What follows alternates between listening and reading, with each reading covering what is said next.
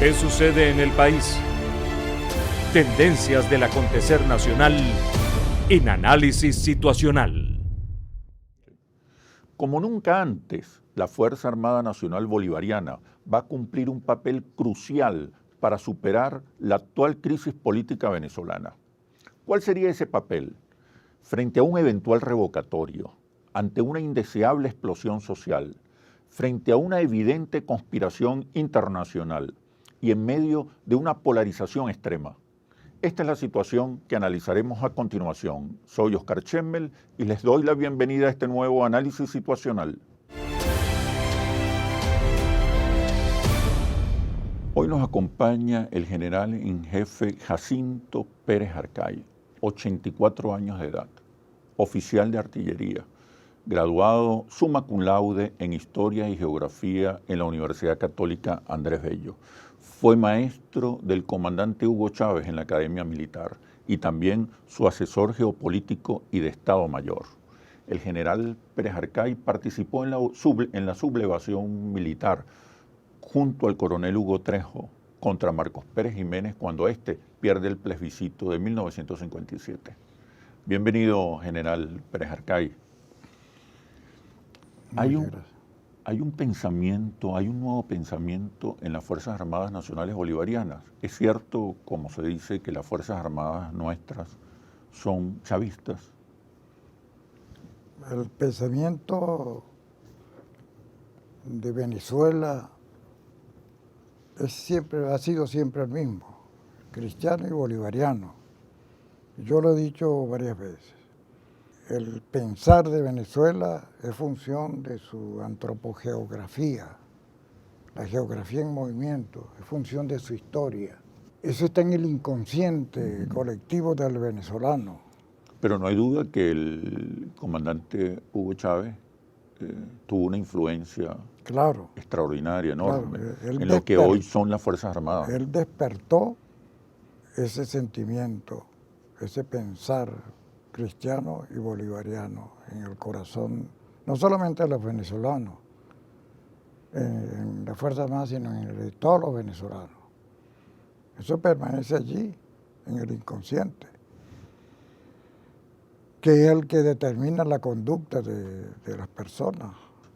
¿Cómo ve el general Pérez Arcay la Venezuela de hoy? La Venezuela de hoy está en una situación difícil, crítica, como tiene que ser, después que en un proceso que viene desde muy lejos, luchando contra un proyecto geopolítico de los norteamericanos, desde los tiempos en que se cambió el proyecto que venía Bolívar acendrando el de la nación de república, cristalizar el Estado continental, con su convocatoria al Congreso Anfictiónico de Panamá. La doctrina Monroe le dio al traste con ese proceso nuestro que venía desde muy lejos. Con la independencia y la soberanía de América Latina. Sí. Y eso ha sido así, es así hasta hoy y seguirá siendo así. Esa condición casi natural de los imperios, ¿no? Y de todos los hombres. Nosotros todos estamos sometidos al principio de selección natural. Todos nosotros somos egoístas. Y todos los estados son etnocentristas. Eso que llamamos la libido, la pulsión de poder en el hombre, también la tienen los estados. Es decir, la pulsión del yo para preservar el individuo, la pulsión sexual para perpetuar la especie. Y los mecanismos de defensa para explicar la propia conducta de cada quien, individualmente y en términos colectivos, en términos etnocentristas, los estados. Usted ha dicho que Venezuela vive una crisis, lo acaba de decir, una crisis profunda, de alguna manera potenciada por las estrategias geopolíticas del imperio norteamericano. Y también por la impronta del origen, y esto lo han señalado muchos analistas, muchos geopolíticos. ¿En qué consiste la crisis que vive hoy Venezuela? ¿Cuáles son las características más relevantes? Sí, la crisis es de todo tipo. Y desde mi punto de vista, la crisis educativa. la crisis de orden moral. Bolívar lo había advertido en el discurso ante el Congreso en Angostura, cuando hablaba de las leyes. Por sabias que sean, son obras muertas que poco influyen en las sociedades. Hombres patriotas, hombres ilustrados, hombres virtuosos son los que constituyen la República. ¿Cómo forjar ese hombre virtuoso? La única manera de forjarlo es a través de la educación. Y educar no es como una vacía que se hace llenar, como decía Platón, sino como una planta que ha de crecer. Hay que internalizar las virtudes que no son innatas. Y se necesitan maestros y libros. Además de la crisis moral, ¿qué Va- otra crisis sí, hay hoy en Venezuela? porque la educación conlleva la solución de la crisis moral. La educación. Pero eso es un proceso largo Un también. proceso larguísimo. Nosotros no estamos viendo ahorita, que digo yo, es mi criterio, no estamos viendo cuál es el problema de Venezuela. ¿Cuál es? ¿Cuál es el problema El problema de central? Venezuela es de todo tipo, que abarca a la persona como un todo. Una crisis político-intelectual y moral. ¿En qué consiste? ¿Cómo describe esa crisis? Nosotros lo estamos viendo en la calle ahorita, Ajá. y a través de la televisión, y a través de lo que está pasando en el mundo. Es decir, nosotros hemos sido arrastrados, entre otras cosas, no solamente por los problemas propios de Venezuela, sino porque, como dije antes, una potencia extranjera que lo dijo Bolívar, cuando se lo escribió a Campbell. Los Estados Unidos de Norteamérica parecen ser destinados por la providencia para llenar de miserias a la América en nombre de la libertad. Eso está presente. Sobreviven los más fuertes, los más capaces, los más aptos y los más pícaros. El derecho al servicio de los poderosos, ¿no? En Venezuela hay una crisis económica, Hay crisis económica. hay una crisis política, hay una crisis ética. Sí, señor. ¿Cómo describe usted la crisis política? La crisis política deviene por la falta de liderazgo y de hace mucho tiempo. Tuvo que venir Hugo Chávez para sacar a Venezuela de la fauce del imperio. Todo eso lo sabemos nosotros. El petróleo estaba a $7 y estaba en aquella coyuntura que marcó el Caracazo y que disparó el 4 de febrero, que es el segundo grito de independencia, que todo el mundo sabe. ¿En qué consiste esa crisis de liderazgo hoy en Venezuela? La crisis del liderazgo la estamos viendo porque no hay la palabra de los hombres que están en la oposición y en el poder que pueda llevar a todos los venezolanos a cristalizar en un espíritu nacional. La palabra, el La discurso. palabra, el discurso, sí. El discurso en Angostura es llamado el libro de las revelaciones del alma nacional, pero no le revela nada a nadie porque nadie lee ahorita. Bolívar dice, el mejor gobierno es el que le proporciona a su pueblo la mayor suma de felicidad posible. No la tenemos. La mayor suma de seguridad social. No la tenemos. La mayor suma de estabilidad política. No la tenemos. Si no la tenemos porque no tenemos los líderes. Ahora, los líderes no salen de la noche a la mañana así. Nosotros hemos venido perdiendo el liderazgo desde la muerte de Bolívar. Sí. Bolívar lo señala en su discurso en la Convención de Ocaña. Ahí comenzó la decadencia, no solamente de Colombia la Grande, sino de la Nueva Granada, de Venezuela y del Ecuador. Allí comienza. Y la guerra federal nuestra no fue sino el continuum, los carbones que habían quedado encendidos de la guerra de independencia. Esas dos guerras, que como dijo Cecilio Acosta, las guerras no arrastran sino sangre, y más las guerras intestinas, han sido un extravío para volver al mismo punto con un desengaño de más y con un tesoro de menos. Ese tesoro de menos, incluso está el eslabón de conductores de liderazgo de los venezolanos, se ha venido quemando con la guerra de independencia primero, la guerra federal después. Y luego con las guerras del petróleo, el éxodo campesino, hemos preferido el dinero a los estudios. Y un hombre sin estudios es un ser incompleto, como decía Bolívar. ¿Cómo va a tener líderes sin haber estudiado? En esta crisis profunda, ¿cuál es el papel de las Fuerzas Armadas en este momento? En este momento el papel de las Fuerzas Armadas es contribuir a estabilizar el país. ¿De qué manera? Ayudar al país. Andrés Eloy Blanco dijo, yo entiendo que la Fuerza Armada es el órgano hematopoyético del Estado venezolano como superorganismo. Son sus glóbulos blancos. Esa es la misión de la Fuerza Armada, matar y morir por la patria. En líneas generales, esa es su función. Es una de las instituciones de mayor prestigio del Estado, ¿no? Sí, aunque se ha venido debilitando.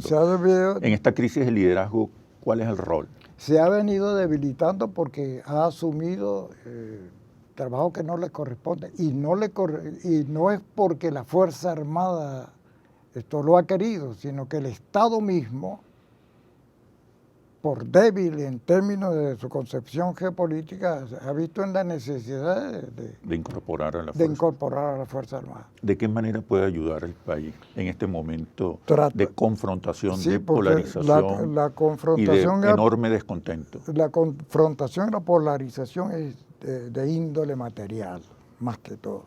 Los pueblos caminan sobre sus estómagos y por extensión los ejércitos también.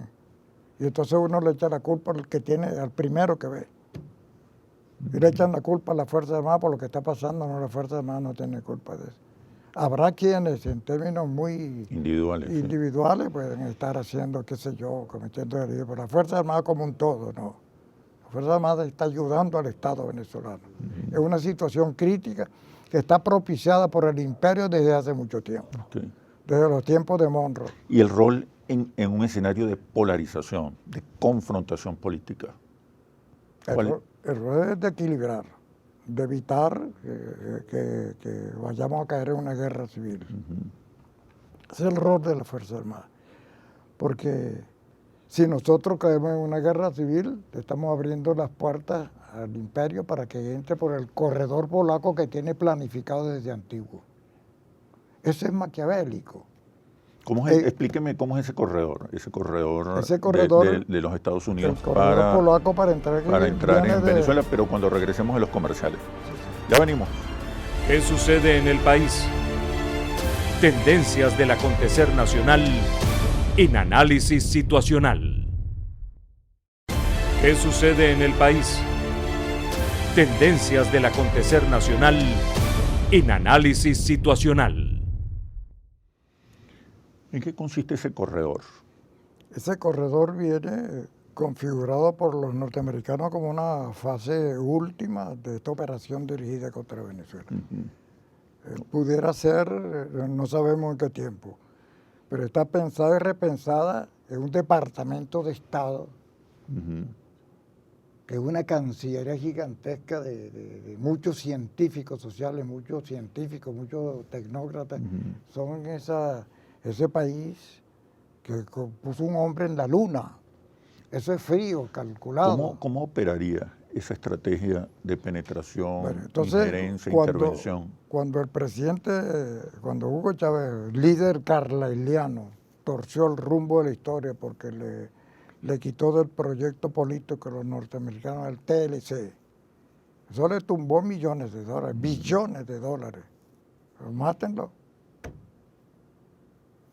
El dios dinero es el que adoran los Illuminati, que vienen desde la pérfida Albión, la potencia de los siete mares, que son los responsables en términos de causalidad y efecto de los norteamericanos. ¿Qué hubiese hecho Hugo Chávez para enfrentar esta crisis? Hugo Chávez lo mataron para que pudiera suceder lo que está pasando. Aquí no hubiese habido ni ALBA, ni CELAC, ni Petrosur, ni Petrocaribe, ni Telesur sin Hugo Chávez. Entonces mátenlo. Lo mataron porque Hugo Chávez estaba venciendo como líder carlailiano, incluso teilhardiano del fenómeno humano. Ahí están sobre la mesa la eliminación del bloqueo a Cuba, la paz de Colombia, pero de la FARC y la ELN, Los paramilitares están libres. Operando. Están Operando aquí en Venezuela. Y ya están operando. Y nosotros sabemos lo que se ha dicho por algunos representantes de nuestra Colombia. Me estoy refiriendo a la Colombia originaria. Esa paz, todo eso está motorizado por quienes tienen fuerza para hacerlo. Y eso es maquiavélico. El príncipe de Maquiavelo uno lo pudiera retratar con esta frase. Todo el mundo ve lo que parecéis. Todo el mundo ve lo que parecéis a través de la artillería mediática, en todo tiempo, en todo lugar y en todos los idiomas. Todo el mundo ve lo que parecéis. Pocos conocen a fondo lo que soy. Y me estoy refiriendo a un ajedrez ferocidal. Y estos pocos, esta pequeña minoría no podrá contra la gran mayoría, sostenida por la artillería mediática y el poder de los cañones. Última ratio regum. Si es que no hacen caso, le torcemos el brazo y si todavía no van allí, entonces los matamos como en Irak, como en Siria, como en Libia y como en futuro van a ser en todo el Medio Oriente, para poder tener el petróleo allá. Y aquí lo tendré muy cerca, a 4 días. Usted ha hablado de una constituyente ética, de convocar una constituyente ética. ¿En qué consiste y por qué es necesaria una constituyente ética? Es necesario porque nosotros, es decir, nada se detiene, todos nosotros estamos sometidos a la ley de complejidad creciente. Desde la explosión del Big Bang, antes de que apareciera la vida en la Tierra y después de la vida en la Tierra. Todos nosotros, como ya he dicho en otras oportunidades, somos egoístas, las personas, y egocentristas en los estados. ¿El venezolano cómo es? El venezolano que deviene de una ubicación geográfica determinada, es la cabeza de playa del subcontinente. Y en términos de pueblo y de nación que se ha venido configurando, que hizo posible el primer grito de Caracas y este segundo grito de Caracas y un tercer grito de Caracas, cuando Estados Unidos, si se atreve a tomar a Venezuela, se va a incendiar toda la pradera por 100 años. Ese grito vendrá aquí. Pero la crisis viene desde muy lejos porque nosotros pues, somos un país joven y hemos sido un país monoproductor y sometido a muchas variables negativas, el éxodo campesino, entre otras cosas. Y la crisis a que hace referencia tu pregunta, crisis moral, viene desde allí. El amor al dinero es la raíz de todo mal. La carencia de liderazgo, la carencia de maestros, eso lo advirtió Bolívar en el discurso. La falta de deberes. No lo tiene la actual Constitución. Bolívar señala... ¿Qué no tiene la actual Constitución? Los deberes. La habla de derechos. Habla de derechos, pero no habla de deberes.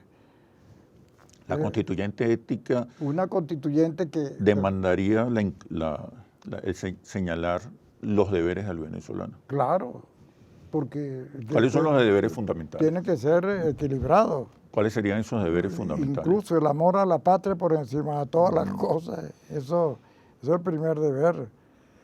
Es decir, el deber al trabajo. Más que derecho al trabajo, deber al trabajo. Es decir, prácticamente lo que están en las tablas de Moisés son los deberes, no solamente venezolanos, sino de todos los seres humanos. Se comenta en la calle que es posible que en Venezuela, como consecuencia de la crisis económica, del desabastecimiento, de la inflación, que en Venezuela pueda producirse un nuevo Caracazo, una explosión social. ¿Qué piensa usted? Pero una vez que regresemos a los comerciales. Ya venimos. ¿Qué sucede en el país? Tendencias del acontecer nacional en análisis situacional. ¿Qué sucede en el país? Tendencias del acontecer nacional en análisis situacional. Se comenta en la calle que es posible que en Venezuela, como consecuencia de la crisis económica, del desabastecimiento, de la inflación, que en Venezuela pueda producirse un nuevo Caracazo, una explosión social. ¿Qué piensa usted? ¿Y cuál sería el papel de las Fuerzas Armadas en un escenario de explosión social? Es decir, la Fuerza Armada no podría hacer lo mismo que se hizo otrora el 27 y 28 de febrero del 89. No podría hacerlo. Hoy mismo vi yo en el Nuevo País un pelotón de guardias nacionales cercado por la población, creo que en Valera, en el estado de Trujillo. Es decir, las Fuerzas Armadas están allí, el gobernador es el general Rangel Silva. Ese grupo de guardias nacionales, allí cercados por la gente allí, te dice a ti que las Fuerzas Armadas están allí, y bueno, ustedes hagan con nosotros lo que quieran, nosotros no vamos a hacer nada con ustedes. Ahí está en el Nuevo País, un grupito de guardias nacionales. Ahora, ¿qué se hacía antes? Esos guardias nacionales disparaban con ametralladora .50. Disparen primero y averigüen después, era lo que se decía antes. Entonces había terror. Ahorita las Fuerzas Armadas no están haciendo eso. Y entonces esto sería cáncer en la sangre, leucemia, si el pueblo se vuelve contra sus Fuerzas Armadas. Porque darían el traste con los glóbulos blancos del organismo. Entonces entrarían fácil los norteamericanos, que es lo que andan buscando. ¿Qué es lo que andan buscando?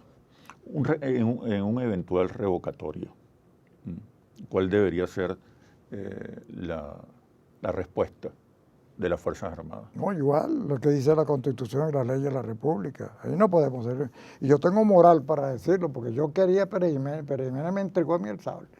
Nosotros queríamos a Pérez Jiménez, pero perdió el plebiscito. Y mi comandante Hugo Trejo se lo dijo al general Pérez Jiménez, que le dijo que lo apreciaba mucho y lo había mandado a estudiar a Europa. Y mi coronel Trejo le dijo, bueno, mi general, también a usted lo apreciamos, pero lo decimos con Bolívar, que la amistad tiene en el corazón un templo y un tribunal. Usted perdió el plebiscito, mi general, es una cuestión de honor.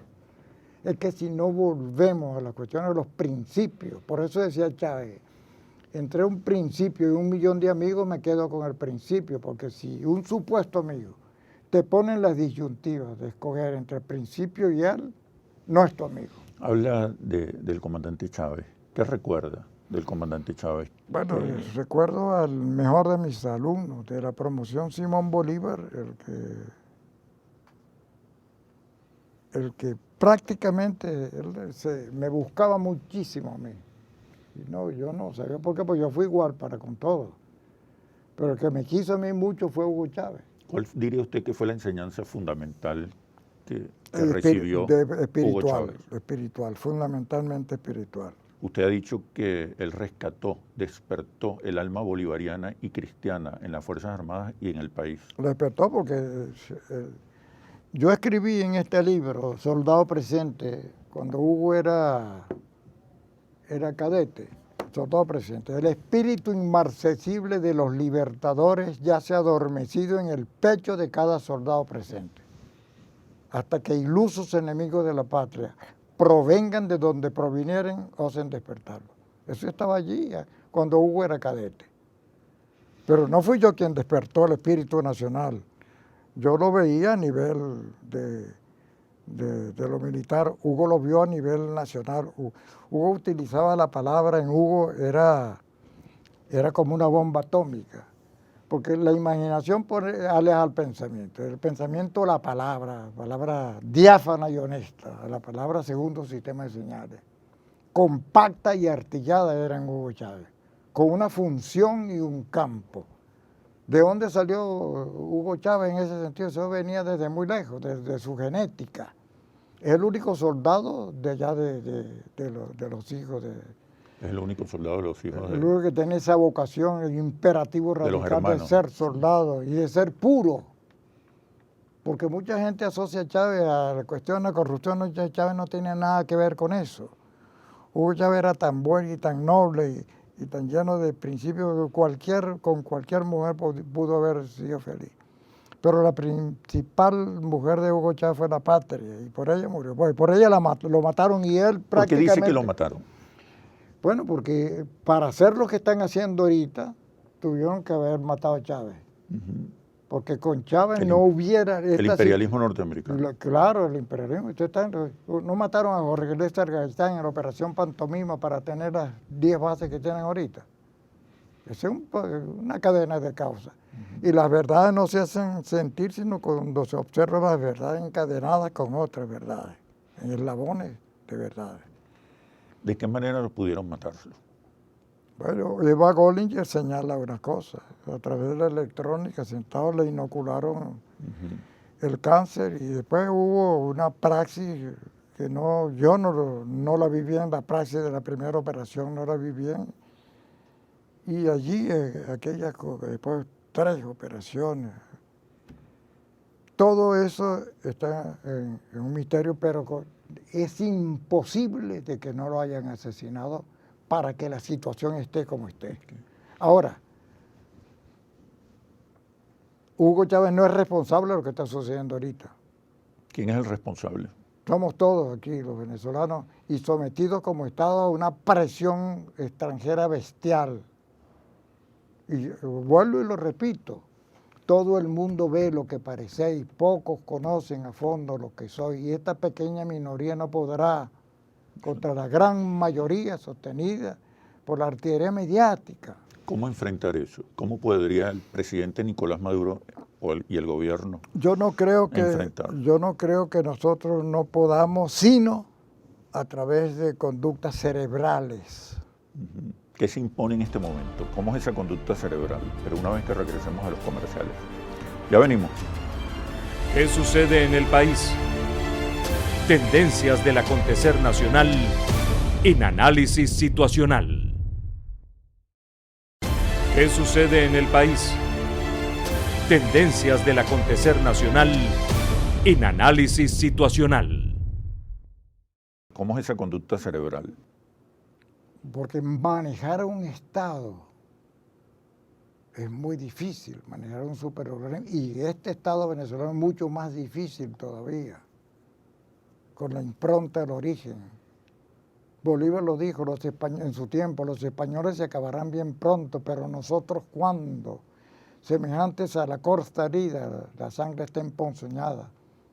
Por eso hablaba de que se requiere un pulso infinitamente firme y un tacto infinitamente delicado para manejar esta sociedad heterogénea, que por cualquier cosa se diluye, se trastroca. ¿Tenemos hoy el liderazgo para enfrentar ese desafío? No tenemos liderazgo visible, pero está ahí en potencia, está ahí en la siembra de Hugo Chávez. Yo creo... Liderazgo colectivo. Yo creo...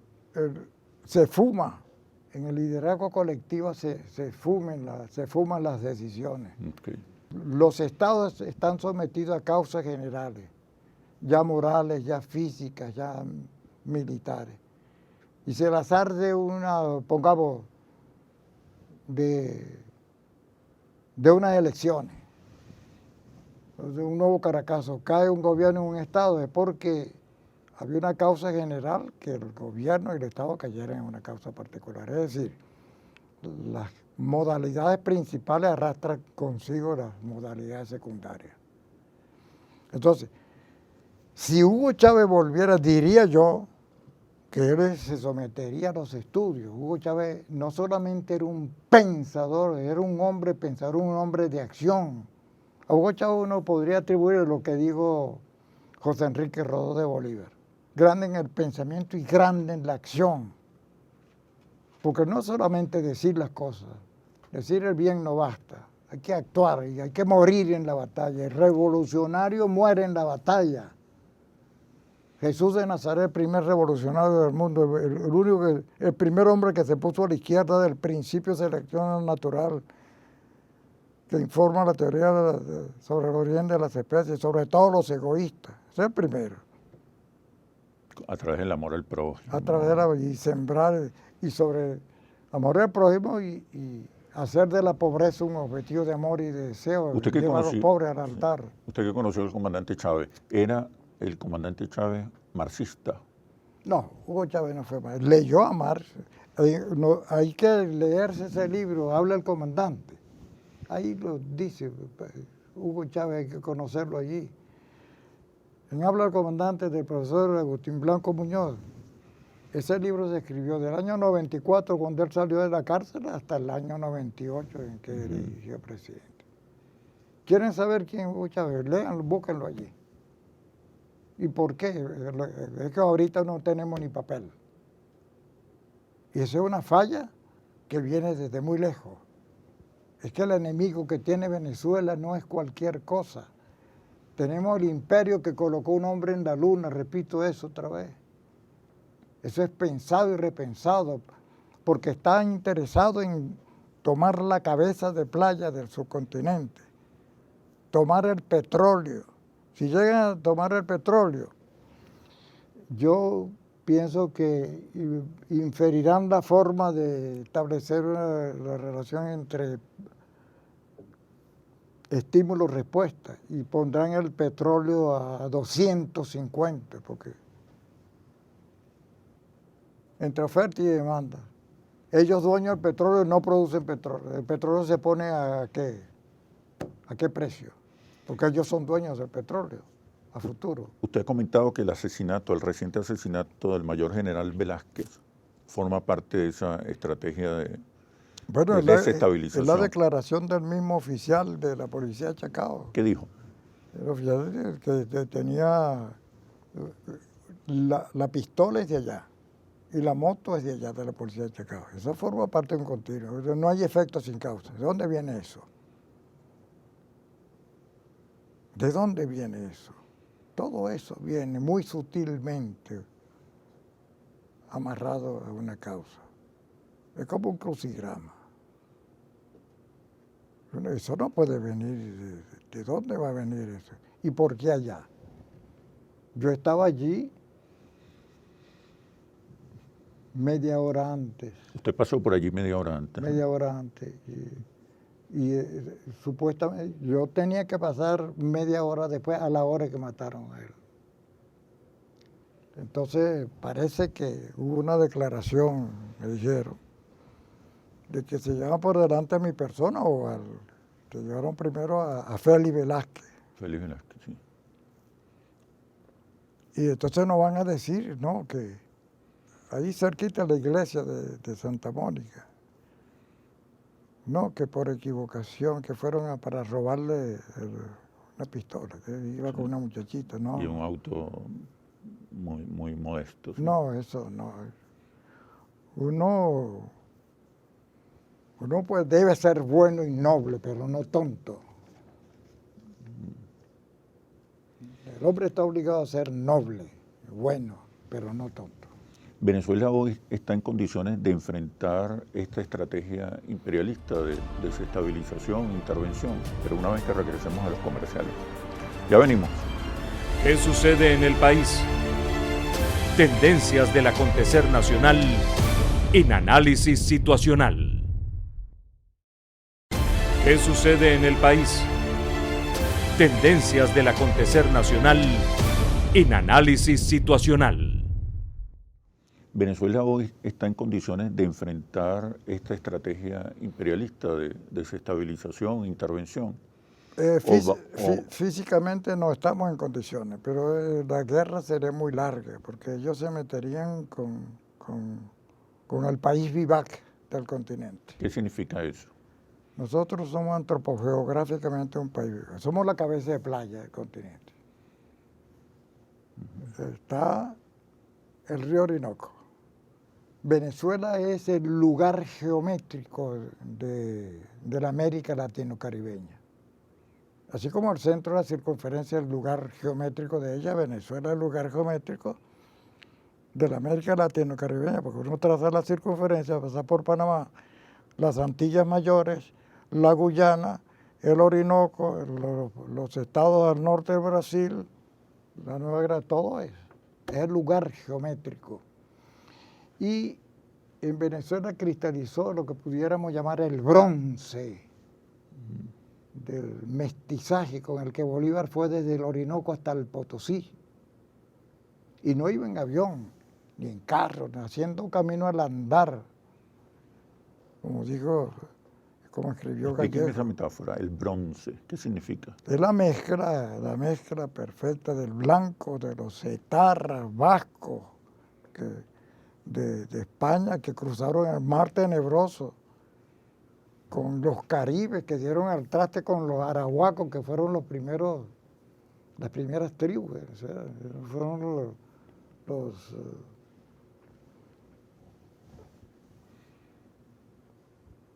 los del Caribe. Sí, una tribu fuerte, poderosa.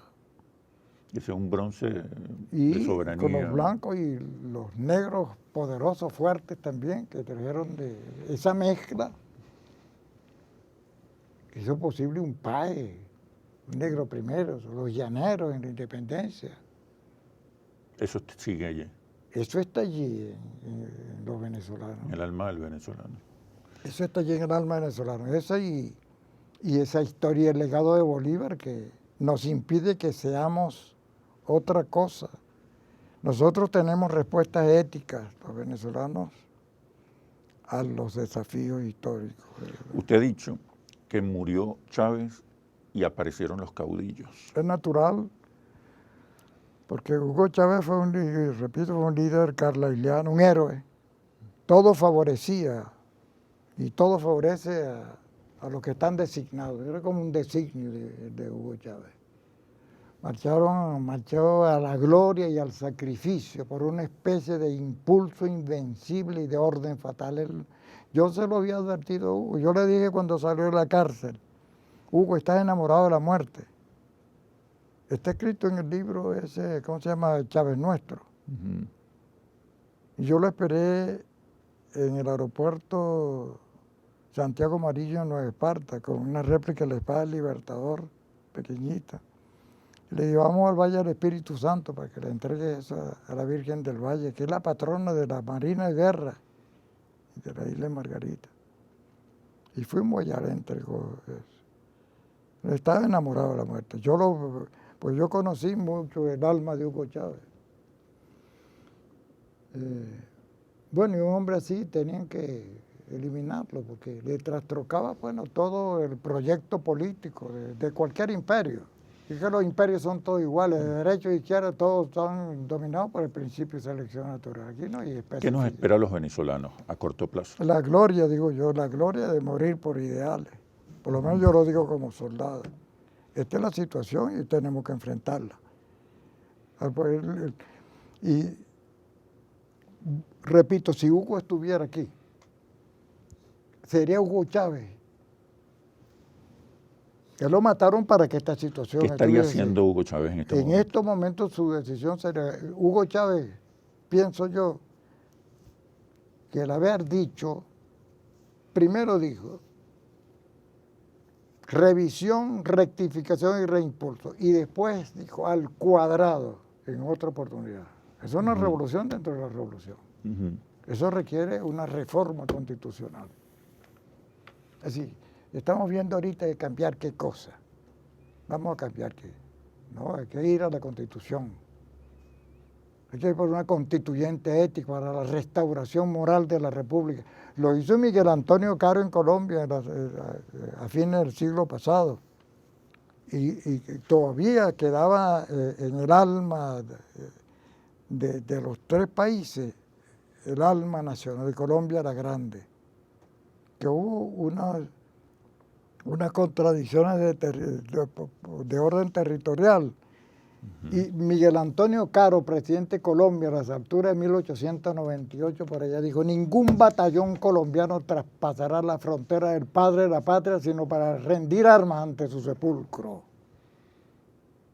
Es ser un colombiano, auténtico. Ese no está ofreciendo invadir a Venezuela ni prestarse para eso. Que utilicen a Colombia ahorita para unirse a la OTAN. ¿Contra quién?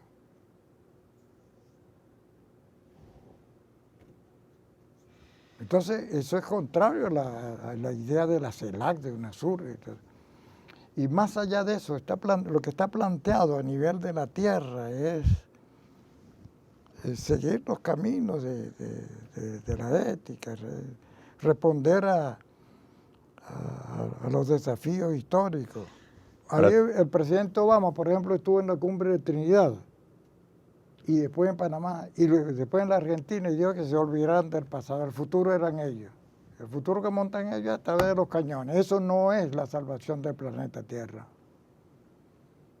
Nosotros tenemos la razón, pero no tenemos la fuerza. Somos como Jerónimo de Savonarrola, profeta desarmado. Entonces hay que darle tiempo al tiempo. Para terminar, ¿qué le recomendaría al presidente Maduro? No, yo siempre se lo he dicho. ¿Qué le dice? Yo le digo que confiar y esperar, mantener una conducta recta y dejar al tiempo ser prodigio. Se impone hoy una política de consensos, de diálogo, de convocar por sobre a todo todas el las país. cosas, por sobre todas las cosas y manejando la verdad. El hecho de que nosotros perdamos una batalla no vamos a perder la guerra, nos asiste la razón. Se puede perder la batalla. Pues uno puede perder batalla, pero no perder la guerra. ¿Cuántas batallas perdió Bolívar? Y ganó la guerra. Y ganó. La independencia la dejó inconclusa, la renovó Hugo Chávez cuando sacó de las fauces al imperio. Ni siquiera el pensamiento nacional por completo, sino lo que le interesaba a Estados Unidos, que era el petróleo. Pusieron de rodillas a la OPEP y Hugo Chávez la puso en el altar a PDVSA. Ese precio petrolero se debe a Hugo Chávez, que cuando fue a Medio Oriente le van a tumbar el Camatón, túmbenlo, pero voy a visitar a Saddam Hussein y a Muammar al-Qaddafi. Y esa gente se consiguió ya con un líder y vinieron acá. Y de nuevo, que no es la OPEP, no es la cuestión del dinero lo que debe, digo yo, en última instancia, lo que debe regir la conducta principal de los hombres. El hombre es un ente biopsicosocial y los estados también lo son, pero estamos todavía, somos depredadores como individuos, como estados, y siempre le echamos la culpa al prójimo. Bueno, general Pérez Arcay, muchísimas gracias por este análisis situacional. Muchas gracias a usted. Y ahora las conclusiones. Con la muerte de Chávez reaparecieron los caudillos. La crisis económica ha hecho visible una profunda crisis de liderazgo en el país. Sin embargo, la Fuerza Armada Nacional Bolivariana es una de las instituciones del Estado mejor valoradas y tiene un enorme impacto simbólico en los sectores populares. Cuenta con un liderazgo político y social comprometido con la Constitución y las instituciones. Por tanto, se ha convertido en un actor muy importante para definir el futuro del país. Atacarlos o excluirlos en la toma de decisiones puede ser un grave error político.